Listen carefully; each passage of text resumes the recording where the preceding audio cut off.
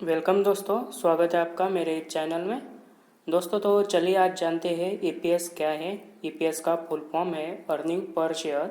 EPS और PE ये दो रेशो इन्वेस्टिंग में यूज किए जाते हैं। तो पहले हम ईपीएस के बारे में जानेंगे और नेक्स्ट पीई के बारे में। ईपीएस और PE price to earning ratio में एक रिलेशन होता है जो आपको समझना ज़रूरी है। तो वीडियो पूरा देखिए दोस्तों। तो चलिए जानते हैं, लेट्स एक्सप्लेन नाउ। ईपीएस है अर्निंग पर शेयर। क्या इंडिकेट करता है ये रेशो? तो कंपनी की प्रॉफिटेबिलिटी इंडिकेट करता है। किस तरह से कैलकुलेट किया जाता है इसे? तो कंपनी का जो नेट इनकम है साल भर का, उसमें से कंपनी ने जो डिविडेंड पेड किया है साल में, उसे अगर माइनस कर दिया जाए तो जो वैल्यू आएंगी उसे डिवाइड कर दिया जाता है कंपनी के टोटल स्टॉक से। तो ईपीएस निकल कर आता है। ये तो हो गया थ्योरेटिकल। अब एग्जाम्पल के साथ प्रैक्टिकल देखते हैं। फॉर्मूला है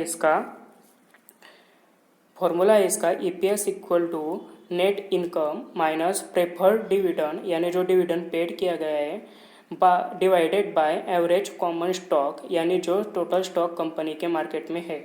एग्जाम्पल के साथ देखा जाए तो कंपनी का नेट इनकम है साल भर का, कंपनी का नेट इनकम है साल भर का 1000 रुपये और कंपनी के टोटल 10 शेयर है मार्केट में। तो नेट इनकम में से कंपनी ने साल भर अगर 200 रुपये का डिविडेंड दिया तो एक्चुअल नेट इनकम रह जाता है 1000 minus 200 rupees equal to 800 rupees. इस 800 रुपीज़ को अगर हम कंपनी के टोटल 10 शेयर से डिवाइड कर दें तो 800 डिवाइडेड बाय 10, तो आंसर आ जाता है 80। ये 80 जो है ये है ईपीएस, यानी कंपनी को अगर शेयर पे, यानी कंपनी को हर शेयर पे 80 रुपये का इनकम हो रहा है। किस कंपनी का ईपीएस माइनस में भी हो सकता है दोस्तों, जिसका मतलब है कंपनी को प्रॉफिट के बजाय लॉस हो रहा है। तो ये थी ईपीएस की कहानी। अगर आपको समझ में आई तो कमेंट में ज़रूर लिखिए दोस्तों हाँ या नहीं, और आपको अच्छा लगा तो लाइक ज़रूर करिए और पसंद आया तो सब्सक्राइब करिए। और तो चले दोस्तों, अब जानते हैं पीई को। क्या होता है पीई? जैसे कि मैंने पहले बताया कि पीई और ईपीएस एक महत्वपूर्ण रिलेशन होता है। तो चलिए दोस्तों देखते हैं, लेट्स एक्सप्लेन नाउ। पीई का फुल फॉर्म है प्राइस टू अर्निंग रेशो। किस तरह से कैलकुलेट किया जाता है इसे? तो The P ratio is calculated by dividing a company current stock price by its earning per share EPS. Don't worry, example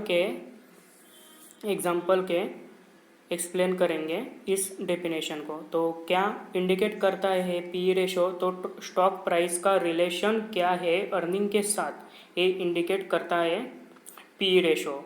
और दूसरा, ये वैल्यूएशन क्या है स्टॉक का, हाई है या लो है, या ओवर वैल्यूड है या अंडर वैल्यूड है, यानी महंगा या सस्ता है, ये इंडिकेट करता है। यूज कहाँ कहाँ पे होता है इसका? तो सेम कैटेगरी के स्टॉक को कंपैरिजन करने के लिए यूज किया जाता है पीई का।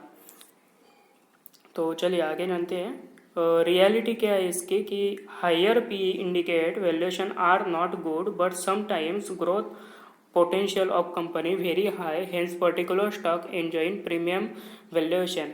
यानी पी अगर हाई है तो इसका मतलब हमेशा स्टॉक महंगा है, ऐसा नहीं होता। कभी कभी किसी कंपनी में ग्रोथ पोटेंशियल वेरी हाई होता है, इसकी वजह से वो पर्टिकुलर स्टॉक हमेशा प्रीमियम वैल्यूएशन एंजॉय करता है। जैसे एग्जाम्पल देखे जाए तो पेंट सेक्टर के कंपनियां बजाज फाइनेंस, जुबिलेंट फूड, ईद जैसे स्टॉक हमेशा प्रीमियम वैल्यूएशन पे ट्रेड होते हैं। तो हाउ टू कैलकुलेट पी किस तरह से कैलकुलेट किया जाता है? तो फॉर्मूला है इसका दोस्तों, करंट मार्केट वैल्यू पर share divided by earning per share, जो हमने ऊपर कैलकुलेट किया। एग्जाम्पल में देखते हैं दोस्तों, अगर ए कंपनी की करंट शेयर प्राइस 1000 रुपये है और ईपीएस है 15 रुपये, तो 1000 रुपये को अगर 15 से डिवाइडेड कर दिया जाए तो पी निकल के आता है जो है 20। रेशो हमेशा सिंपलेस्ट फॉर्म में लिखा जाता है दोस्तों, ये याद रखना। तो कंपनी को प्रीमियम वैल्यूएशन देना या नहीं ये मार्केट डिसाइड करता है। तो हमेशा पीई देख के स्टॉक सिलेक्ट करना ज़रूरी नहीं होता। और भी कुछ इम्पोर्टेंट रेशो होते हैं, उसके बारे में हम आने वाले वीडियो में जानेंगे। और अभी तक आपने लाइक सब्सक्राइब नहीं किया तो दोस्तों प्लीज़ लाइक सब्सक्राइब कर दीजिए और पसंद आ रही है चैनल पे। मिलते हैं अगले वीडियो में, तब तक के लिए टेक केयर।